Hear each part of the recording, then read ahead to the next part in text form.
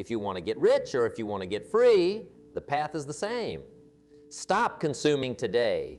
All the losers in the world are consumers. All the billionaires in the world are producers. All the free people have stopped consuming. Consumers watch movies, producers read books. Consumers buy stuff that loses value over time. Producers buy stuff that gains value over time. Consumers always have the newest things. Producers always have the oldest things. Discipline, persistence, patience. Never be a consumer. Now, let me ask you a question. Are you a consumer or a creator? Think about it for a moment. This might be the most important question you'll ever answer. You see, in this world, there are two types of people. There are those who consume, and there are those who create. And the difference between these two groups is as vast as the difference between night and day. Consumers are like sponges. They soak up everything around them. They absorb information, products, entertainment. You name it, they're always on the receiving end, always taking in, but rarely giving out. They're the ones who are always looking for the next big thing to buy, the next show to watch, the next trend to follow. But creators? Oh, creators are a different breed altogether. They're the ones who make things happen. They're the ones who take raw materials, be it ideas, resources, or opportunities, and turn them into something valuable. They're not content with just taking in what the world has to offer. No, they want to add to it, to leave their mark on it. Now, I'm not saying that consuming is inherently bad. We all need to consume to some degree. We need food, shelter, clothing. We need information and education. But the problem arises when consumption becomes our default mode, when it becomes our primary way of interacting with the world. You see, excessive consumption is like a trap. It's comfortable, it's easy, and it can be incredibly seductive. It's like quicksand. The more you struggle in it, the deeper you sink. Before you know it, you're in, over your head, drowning in a sea of stuff you don't need, information you don't use, and experiences that don't truly enrich your life. But creation is the lifeline that can pull you out of that quicksand. It's the ladder that can help you climb out of the pit of mindless consumption. When you create, you're not just taking from the world, you're adding to it. You're not just a passenger on this journey of life. You're the driver. Let me tell you a story. Back in my day, I knew a young man. Let's call him Tom. Tom was the quintessential consumer. He had all the latest gadgets, wore all the trendiest clothes, ate at all the fanciest restaurants. From the outside, it looked like Tom had it all. But you know what? Tom was miserable. He was drowning in debt, always chasing the next big purchase. He was constantly stressed, always worried about keeping up with the Joneses. His life was a never-ending cycle of work, spend, worry, repeat. Now contrast that with another young man I knew. We'll call him Jack. Jack didn't have much in terms of material possessions. His clothes were simple, his car was old, his apartment was small. But Jack was a creator. Every day Jack would wake up early and work on his ideas. He was writing a book, developing a new business concept, learning new skills. While Tom was out buying the latest smartphone, Jack was investing in books and courses that would help him grow. Fast forward a few years, and guess what happened? Tom was still stuck in the same cycle, more in debt than ever. But Jack had published his book, started a successful business, and was living life on his own terms. He wasn't rich by conventional standards, but he was wealthy in all the ways that truly mattered. You see, that's the power of being a creator. It's not just about making money, although that often comes as a byproduct. It's about creating value, about contributing something meaningful to the world. It's about growth, about becoming more than you were yesterday. Now, I can almost hear some of you thinking, but I'm not creative. I can't write a book or start a business. Let me stop you right there. Being a creator isn't about having some innate artistic talent. It's not about being the next Shakespeare or Steve Jobs. Being a creator is a mindset. It's about approaching life with the intention of adding value, of making things better. You can be a creator in any field, in any role. A teacher who develops innovative ways to engage students That's a creator. A janitor who finds more efficient ways to keep a building clean. That's a creator too. A parent who comes up with fun, educational activities for their kids. You guessed it, that's a creator. The key is to shift your focus from what you can get to what you can give. Instead of asking what's in it for me, start asking what can I contribute? Instead of wondering what can I buy, start thinking what can I make? Now I know what some of you might be thinking, but isn't it easier to just consume? Isn't it more comfortable? And you're right, it is easier. It is more comfortable, at least in the short term. But let me tell you something. Nothing worth having comes easy. Growth is uncomfortable. Creation is challenging. But that discomfort, that challenge, that's where the magic happens. That's where you truly come alive. Hey, think about it. When was the last time you felt truly alive? Was it when you were sitting on the couch, passively watching TV, or was it when you were engaged in creating something, when you were fully immersed in a project or an idea? I bet it was the latter, because that's what creation does. It energizes you, it ignites your passion, it gives you purpose. And here's the beautiful thing about being a creator. The more you create, the more you have to give. And the more you give, the more you receive. It's a beautiful, virtuous cycle. But becoming a creator isn't just about what you do. It's about how you think. It's about developing a creator's mindset. So how do we do that? Let me share with you a few key principles. First, embrace curiosity. Creators are inherently curious. They're always asking questions, always wondering how things work, always looking for new ideas and perspectives. So cultivate your curiosity. Ask questions. Explore new topics. Never stop learning. Second, take action. Ideas are great, but they're worthless if you don't act on them. Creators don't just think, they do.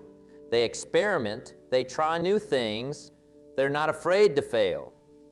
Remember, it's better to try and fail than to never try at all. Third, focus on value. Always ask yourself, how can I value? Whether it's in your job, your relationships, or your personal projects, focus on creating value for others. When you focus on giving value, you'll find that value comes back to you tenfold. Fourth, embrace discomfort. Growth happens outside your comfort zone. So don't shy away from challenges. Embrace them, see them as opportunities to learn and grow. Fifth, be patient. Creation takes time. Rome wasn't built in a day, and neither will your dreams be. But if you stay consistent, if you keep putting in the work day after day, you'll be amazed at what you can achieve. Now, I want to address something important here. When I talk about being a creator, I'm not just talking about material creation.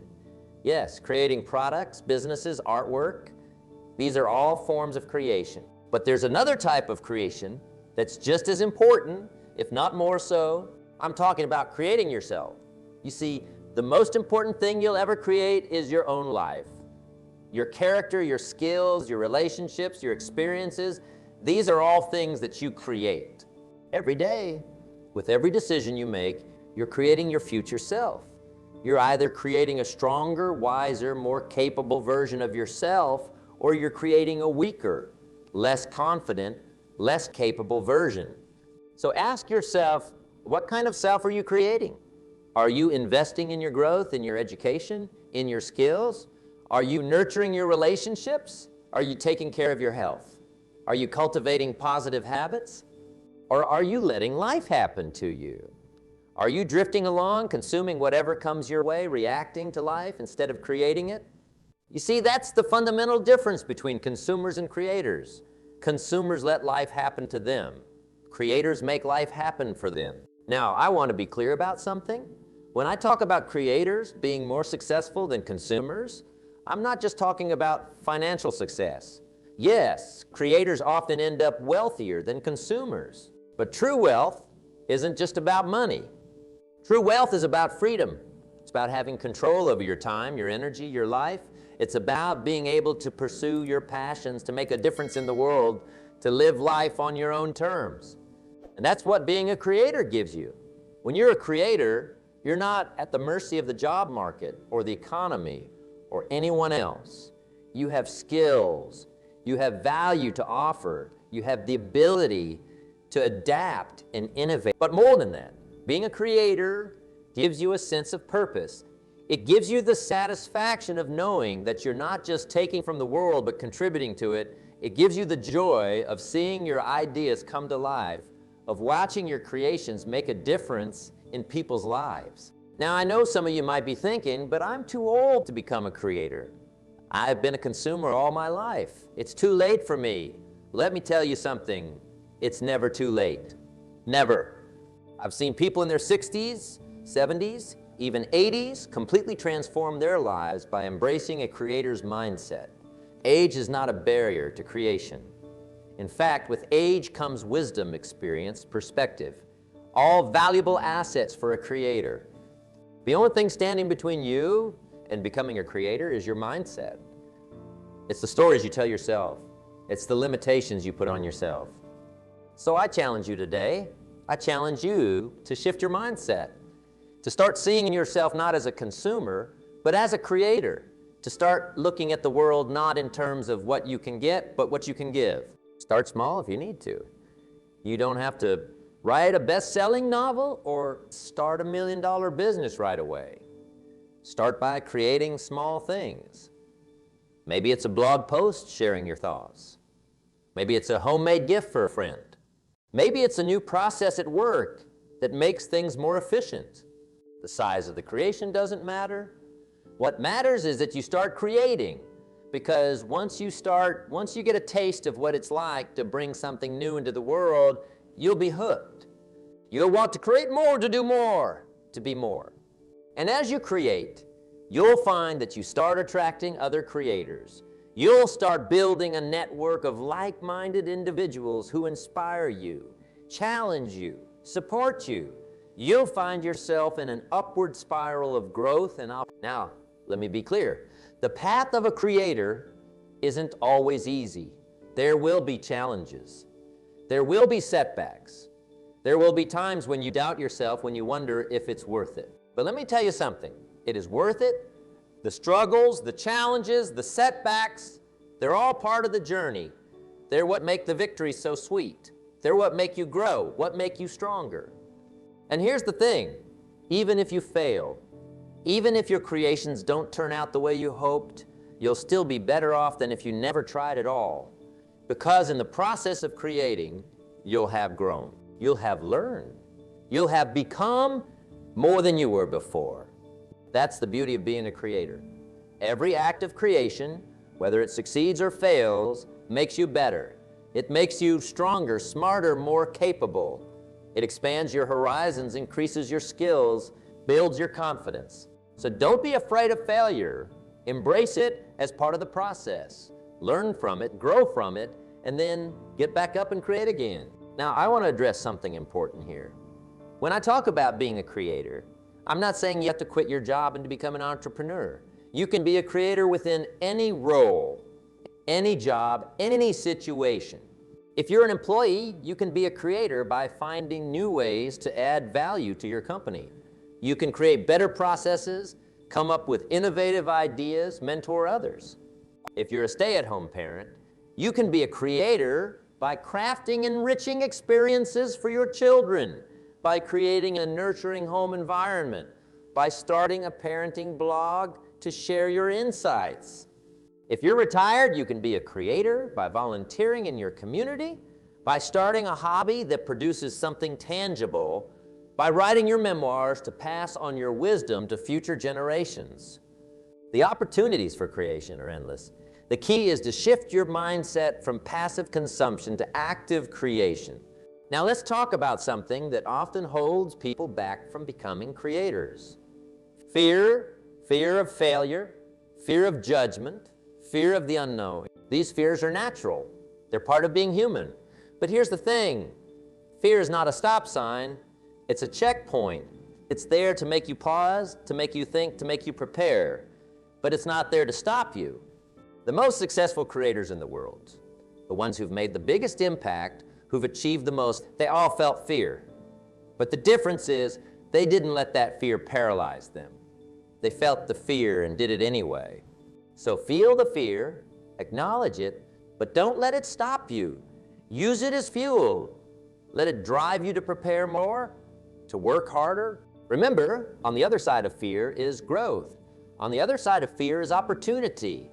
On the other side of fear is the life you dream of. Now, I want to talk about something that's crucial for any creator: consistency. You see, creation isn't a one-time event. It's not something you do once and then you're done. It's a habit. It's a lifestyle. The most successful creators aren't necessarily the most talented or the most brilliant. They're the ones who show up day after day, who put in the work consistently, who keep creating even when they don't feel like it. Consistency is what turns actions into habits, habits into character, and character into destiny. It's what separates the dreamers from the doers, the wannabes from the real deal. So whatever you choose to create, commit to doing it consistently. Set aside time every day or every week for creation. Make it a non-negotiable part of your routine. Treat it with the same importance as you would any other crucial aspect of your life. And here's the beautiful thing about consistency. It compounds. Each act of creation builds on the last. Each day of work adds to your skills, your knowledge, your experience. Over time, these small, consistent efforts add up to massive results. Now let's talk about something that's often overlooked when discussing creation: the importance of rest and reflection. You see, creation isn't just about constant output. It's also about input. It's about giving your mind space to process, to make connections, to come up with new ideas. Some of the best ideas come when you're not actively trying to create. They come in the shower, on a walk while you're falling asleep. That's why it's crucial to build periods of rest and reflection into your creative process. Take time to step back from your work. Take walks in nature. Meditate, journal. Give your mind the space it needs to make those unexpected connections that lead to breakthrough ideas. And don't forget to celebrate your creations, no matter how small. Take pride in what you've made. Share it with others. Let yourself feel the joy of bringing something new into the world. Now, as we start to wrap up, I want to leave you with a challenge. For the next 30 days, I want you to commit to being a creator. Every single day, create something. It doesn't have to be big. It could be a sketch, a poem, a new recipe, a thoughtful email to a friend, a solution to a problem at work. The what doesn't matter as much as the act of creation itself. What matters is that you shift from passive consumption to active creation. And at the end of those 30 days, look back and see how you feel. I bet you'll find that you feel more alive, more energized, more fulfilled. I bet you'll find that you've grown in ways you never expected, because that's what creation does. It doesn't just change the world around you, it changes you. It makes you more of who you truly are. It brings out the best in you. So I ask you again, are you a consumer or a creator? The choice is yours, and it's a choice you make every single day, with every action you take, with every minute you spend. Choose to be a creator. Choose to add value to the world. Choose to make your mark. Choose to live a life of purpose and meaning. Remember, the world doesn't need more consumers. The world needs more creators. The world needs you, your ideas, your passion, your unique perspective. So go if you want to get rich or if you want to get free. The path is the same. Stop consuming today. All the losers in the world are consumers. All the billionaires in the world are producers. All the free people have stopped consuming. Consumers watch movies, producers read books, consumers buy stuff that loses value over time, producers buy stuff that gains value over time. Consumers always have the newest things, producers always have the oldest things. Discipline, persistence, patience, never be a consumer. Now, let me ask you a question. Are you a consumer or a creator? The answer to this question could very well determine the trajectory of your entire life. It's a simple question, but don't be fooled. It's not an easy one to answer honestly. You see, we live in a world that's designed to turn us all into consumers. From the moment we wake up to the moment we go to sleep, we're bombarded with messages telling us to buy this. Try that upgrade to the latest model. It's a never-ending cycle of consumption. It's designed to keep us trapped, to keep us small, to keep us from reaching our true potential. But here's the thing, the truly successful people, the ones who make a real difference in this world, they're not consumers, they're creators. They're the ones who are always looking for ways to add value, to make something new, to leave their mark on the world. Now, I'm not saying there's anything inherently wrong with consuming. We all need to consume to some degree. We need food, shelter, clothing. But there's a big difference between consuming what you need and being consumed by your wants. Let me tell you a story. Back in my day, I knew a young man named Tom. Tom was always chasing the latest trends. He had to have the newest car, the biggest TV, the fanciest clothes. He was working 2 jobs just to keep up with his lifestyle. And you know what? He was miserable. He was stressed all the time, always worrying about how he was going to pay his next bill. Now contrast that with another young man I knew. Let's call him Jack. Jack lived in a small apartment, drove an old car, and wore the same clothes year after year. But Jack wasn't focused on consuming. He was focused on creating. He spent his evenings and weekends working on his ideas, building his skills, starting a small business from his garage. Fast forward a few years, and where do you think Tom and Jack ended up? Tom was still stuck in the same cycle, working more and more just to buy more and more. But Jack had turned his small business into a thriving company. He was employing dozens of people, making a real difference in his community. And here's the kicker. He could have afforded all the things Tom had been chasing, but he didn't want them anymore. He had found something far more valuable. You see, that's the secret that all truly successful people understand. It's not about what you have, it's about what you create. It's not about how much you can consume, it's about how much value you can add to the world. Now, I can almost hear some of you thinking, but I'm not creative. I don't have any special talents. Let me stop you right there. Every single one of you has the capacity to be a creator. Creation isn't just about inventing new gadgets or painting masterpieces. Creation is about adding value whatever way you can. Maybe you're a teacher who creates lesson plans that inspire your students. Maybe you're a nurse who creates a more comforting environment for your patients. Maybe you're a parent who creates a loving home for your children. All these are acts of creation, and they're all infinitely more valuable than any act of consumption. But here's the catch. Becoming a creator isn't easy. It requires discipline, persistence, and patience. It requires you to delay gratification, to resist the constant temptation to consume. It requires you to invest in yourself, to constantly learn and grow. Let me give you an example. When I was starting out, I made a decision. Instead of spending my money on fancy dinners or new clothes, I invested in books. I read everything I could get my hands on. Business, philosophy, psychology, you name it, I read it. And you know what? Those books changed my life. They opened my mind to new ideas, new possibilities. They gave me the knowledge and the inspiration I needed to start creating my own success. Now, I'm not saying you need to live like a monk. There's nothing wrong with enjoying life's pleasures. But the key is to make sure that your consumption is fueling your creation, not hindering it.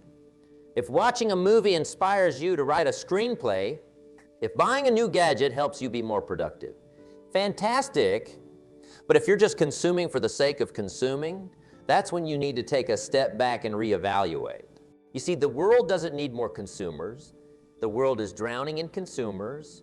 What the world needs, what the world is desperately crying out for is more creators, people who are willing to step up, to take risks, to put themselves out there and make something new. And here's the beautiful thing. When you shift from being a consumer to being a creator, everything changes. Suddenly, you're not just taking from the world, you're adding to it. You're not just a passive observer, you're an active participant. You're not just existing, you're truly living. But let me warn you, this shift isn't going to happen overnight. It's not going to be easy. The world is going to try its hardest to keep you in that consumer mindset. It's going to tempt you with shiny new things, with quick fixes and easy solutions. It's going to tell you that you're not good enough, that you don't have what it takes to be a creator. Don't listen to it. Those voices, They are voices of fear, of mediocrity, of settling for less than you're capable of. And you, my friends, you were not put on this earth to be mediocre. You were put here to be extraordinary, to make your mark, to create something meaningful. So how do you make this shift? How do you go from being a consumer to being a creator? Well, it starts with a decision. A decision to stop letting the world dictate your choices. A decision to start taking control of your life, your time, your energy. Start small. Instead of watching TV tonight, write a page of that book you've always wanted to write. Instead of buying a new outfit, invest that money in a course that will teach you a new skill. Instead of scrolling through your phone, spend that time brainstorming ideas for a business you could start. And here's a crucial point. Don't wait until you feel ready. You'll never feel completely ready. The most successful creators in the world, they weren't ready when they started. They were scared. They were uncertain.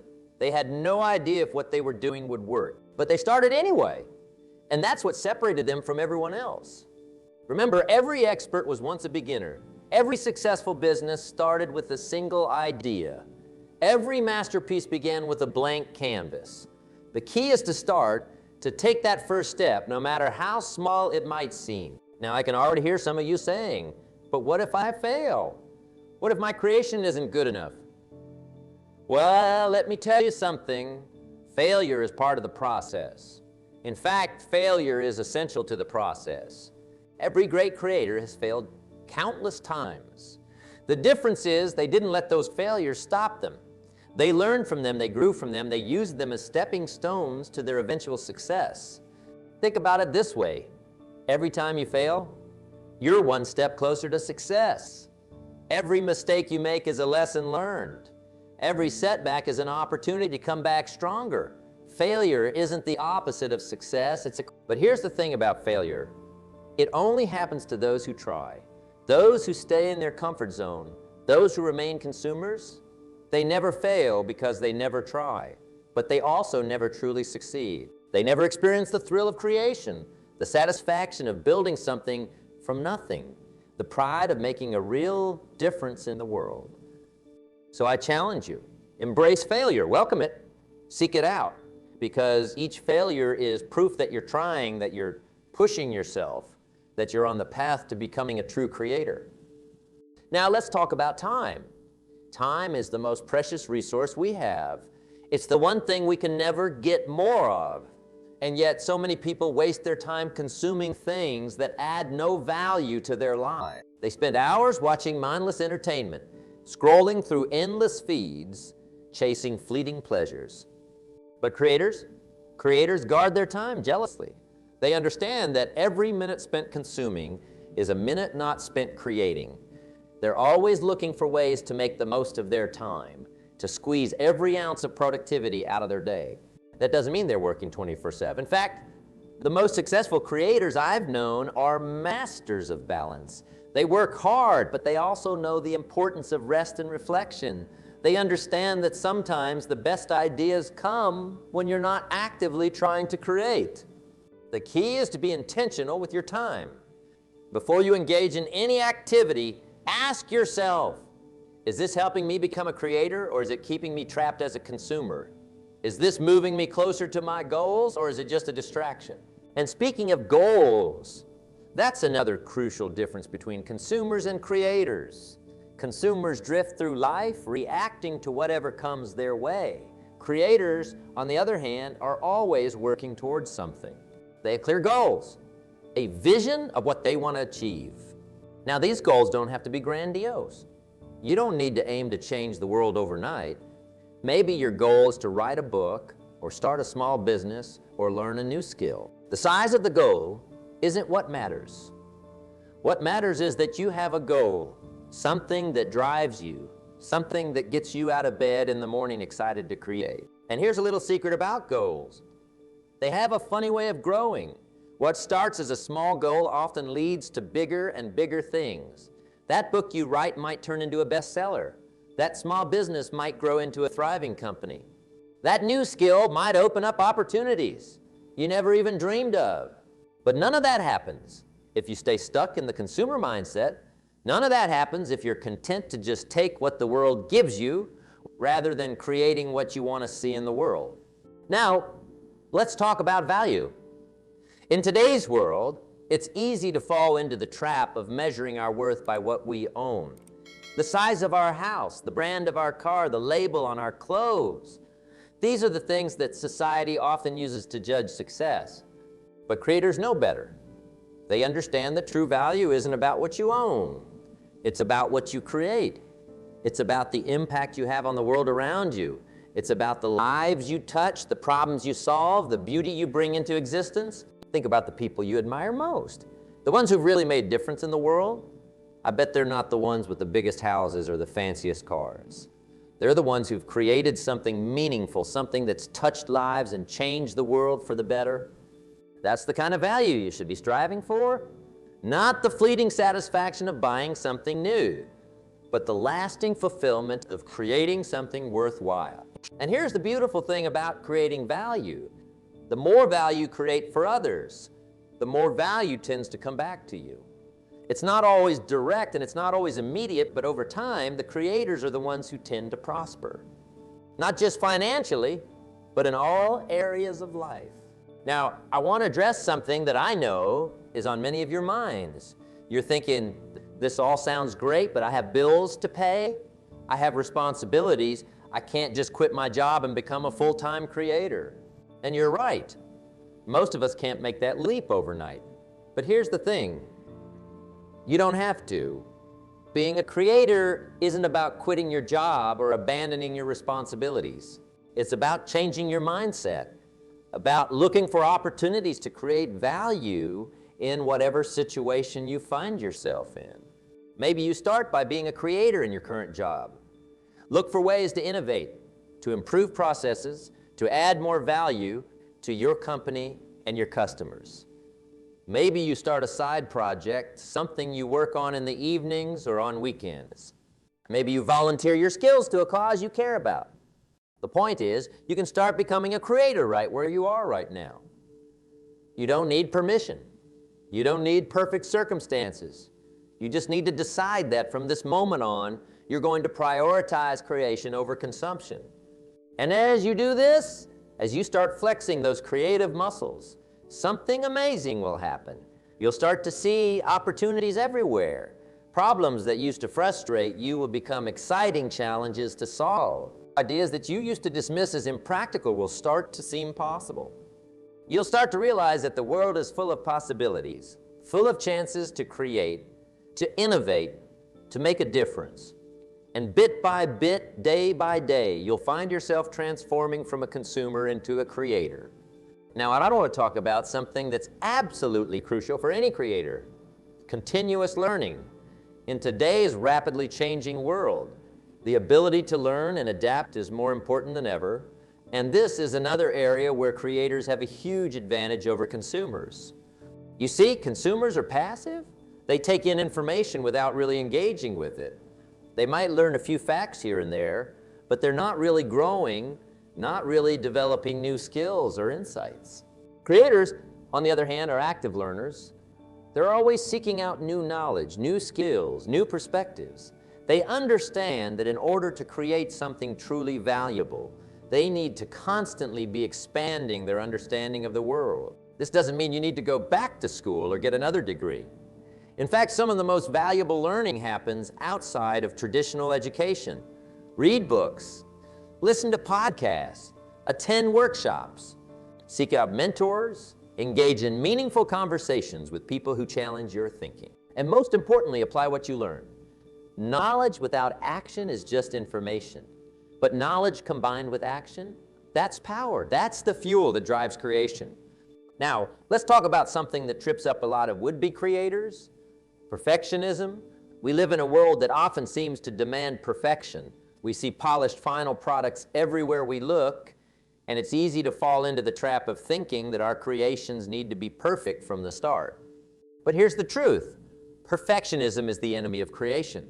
It paralyzes us, keeps us from starting, keeps us from sharing our work with the world. And the most successful creators, they understand that done is better than perfect. They know that every great creation starts as a rough draft. They're not afraid to put out work that's less than perfect because they know that the feedback they get, the lessons they learn, will help them improve. They see their work as a continual process of iteration and improvement, not as a single make or break moment. So if you're holding back from creating because you're waiting for the perfect idea, the perfect time, the perfect circumstances, stop waiting. Start creating. Put your work out there, even if it's not perfect.